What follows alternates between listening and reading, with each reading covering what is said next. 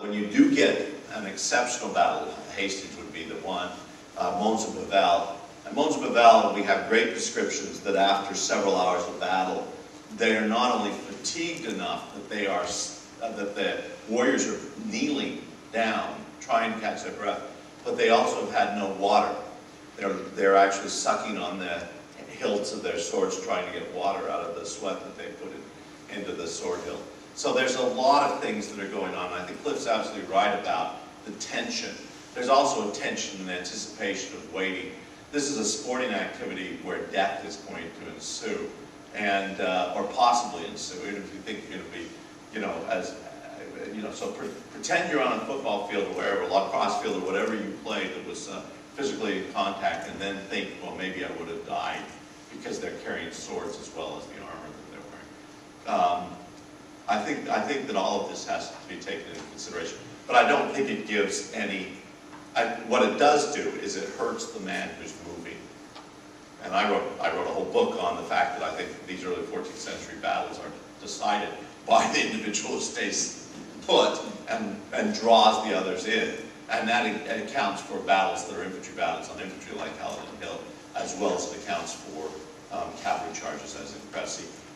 And it counts for the English when they lose at Bannockburn too.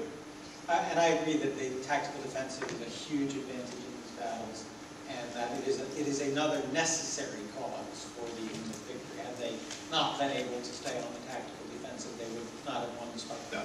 And that's where I first came up with the idea of the archers being used on the wings as a tactical defensive as well, which means what are they doing there to move them in on But once again, Kelly, that's my point, is that they would not have been any use there as a defensive barrier if they had been throwing Nerf balls, right? Well, true, but if they're standing there, they're making some.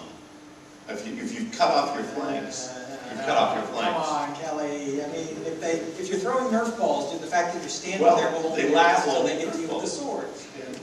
I agree. I agree with Cliff. I don't care how many of them die. Any disruption in the charge is what decides the victory, not the death. Oh, and that reminded me of the other question that had come up before about, do we have any numbers? And Kelly says, no, I think actually we do have some pretty good numbers for a number of these battles. So. Let's see, Merrimath, what does he say? 60,000 on I'm both sides, 200,000. I'm referring to the ones where we have pay accounts.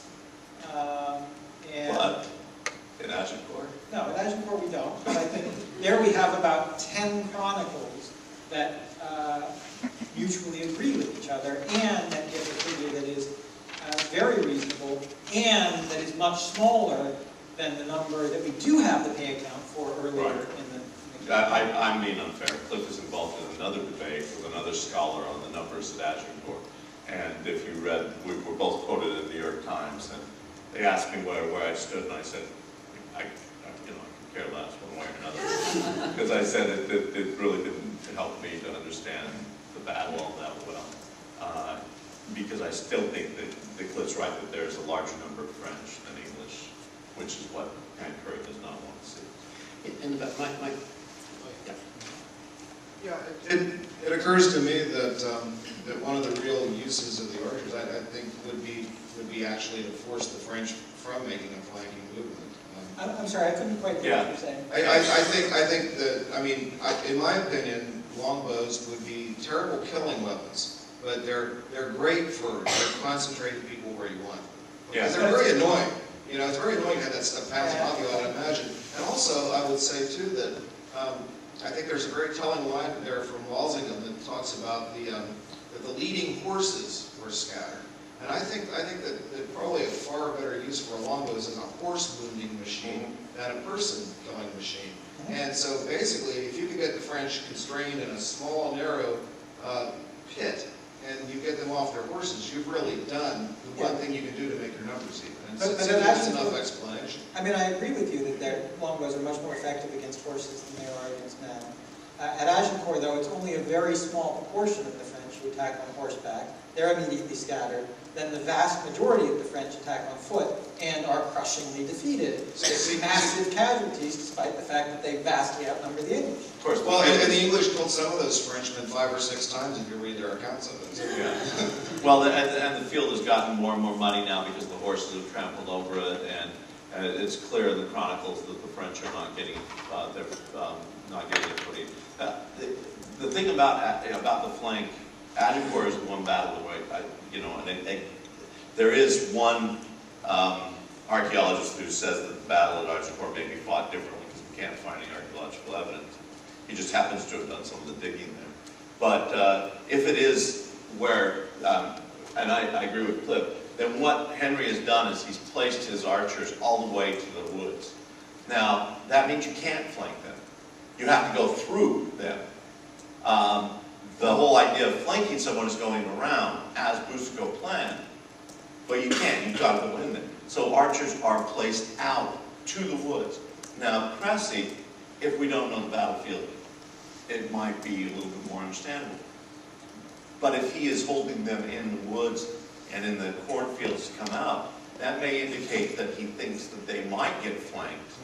And so he has to surprise them and not show where his archers are. So I think, again, if we study more of the formations and how they're used, and study it comes down to an idea that the determining factor, always, every military encounter that I've ever studied, is the men and the leaders. And what they carry is important. What they drive in World War II is important. But if you don't have that man who's willing to stand and take it, and you don't have that leader who's willing to generate the enthusiasm to take it, then you've lost. I would agree with that, but I would also point out that even if you have an excellent leader and really determined men, if the enemy also has a good leader and really determined men, and 4 times as many of them, he's going to win. Sure. And yet, in every battle of the 100 Years' War, the French greatly outnumber the English, and yet, all the major battles. And they won. And they won the war, yeah. And the English won all the battles until the last 2, where they lost, like we did. There's 1 or 2 other exceptions, but they won 90% of the battles, despite being badly outnumbered. Yeah, which means then, of course, that you can win a battle and not be decisive. Of course it does. Especially when you're fighting a country that has triple your population and wealth. I mean, it's tough to beat them. The fact that you can stay in the fight for 100 years, or actually 116 years, is pretty darn good when you're England fighting France. We've moved away from... If we had a war against Canada, it's not going to last 116 years. Okay, there's still a lot of people who want to ask questions, Kelly. So, I think Josh had one, and then I think maybe a couple down. I hate to cut you off if you have things you want to ask. Yeah, we probably should stick with longbow and not go to victory and defeat in the 100 Years' War. That's another debate.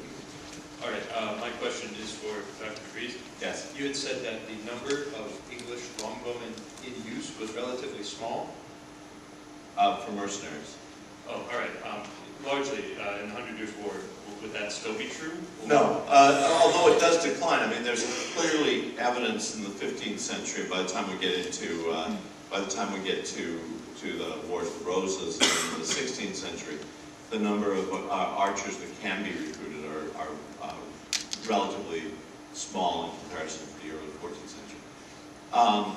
I think that overall the English are using their archers very well, and that's my thesis. I think that the English leadership recognized the problems that Cliff just alluded to, that there is a 300% population difference between France and England, and when that comes down to it, if you are want to have any success as a king in this kind of an arena, then you've got to make up for it, and that's what they do with recruiting individuals who are training on their own, and not individuals that they have to train and outfit and other things like that.